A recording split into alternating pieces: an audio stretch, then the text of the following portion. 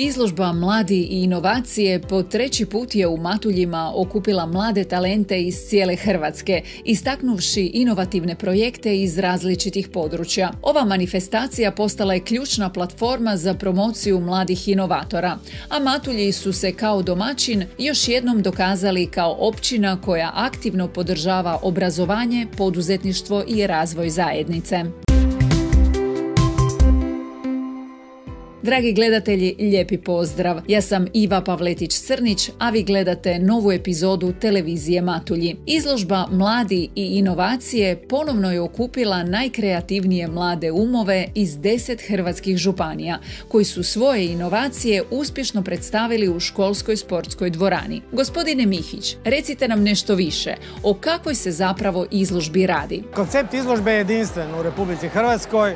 Znači, to je jedina takva izložba koja toliko se posvećuje mladim inovatorima i djeci koja se bave generalno tehničkom kulturom i stvaralaštvom, gdje u ta 3 dana trajanja izložbe oni su u centru pažnje, gdje oni rade na projektu same izložbe, na materijalima. Kasnije u ocjenjivanju postoji i ocjenjivački sud baš mladih koji ocjenjuju radove.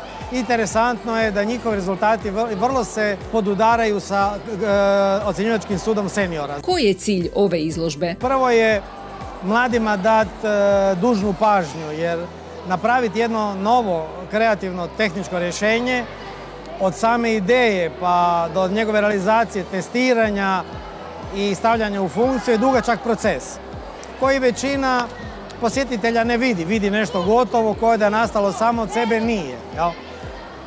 Tako da smo bili u startu samo mišljenja da to djeca zaslužuju, da imaju priliku reći koliko su radili na tim radovima, koji im je sve pomogao, ali naučili su i ona druga djeca koja su radila na organizacije izložbe.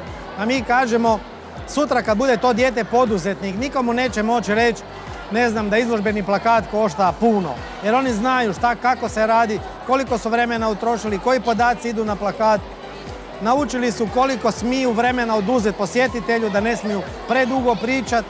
Znači, oni koji odlaze s takve izložbe vjerujemo da puno nauče. Što se sve na ovoj izložbi može vidjeti i iskusiti? STEM područja, elektronika, to je najveći broj radova, ali uz same te radove imamo i radionice, kreativne radionice, gdje se posjetitelji mogu uključiti u rad, nešto probati napraviti. Od ove godine primijenili ste i novi koncept dizajna izložbenog postava. Što to znači? Da, mi smo do prije 2 godine koristili onaj klasičan postav oktanorma.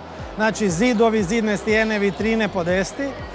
Međutim, prošle godine zbog specifične dvorane u Omišlju smo prešli na ovaj način postave, to tema sa plakatima i stolovima, koji je puno otvoreniji. Taj postav je lani bio jako dobro ocijenjen, bio je dobro ocijenjen i sa strane Matulja, pa su oni izrazili kao domaćini želju da se i ove godine to napravi ovdje. Tvrtka Frigove zlatni je donator ovogodišnje izložbe, a općina Matulji uz grad Kastav i općinu Omišalj dugogodišnji podupiratelj ovog projekta. Kako vam se sviđa ovdje? Pa Matulji su odlični domaćini. Imamo sreću mi kao Savez inovatora Primorsko-goranske županije da su te sredine prepoznale vrijednost tih mladih, toga velikog truda i rada da se nešto napravi. Prepoznali su i potrebu da možda sebe kao sredina prema toj djeci predstave kao sredina koja potiče stvaralaštvo mladih.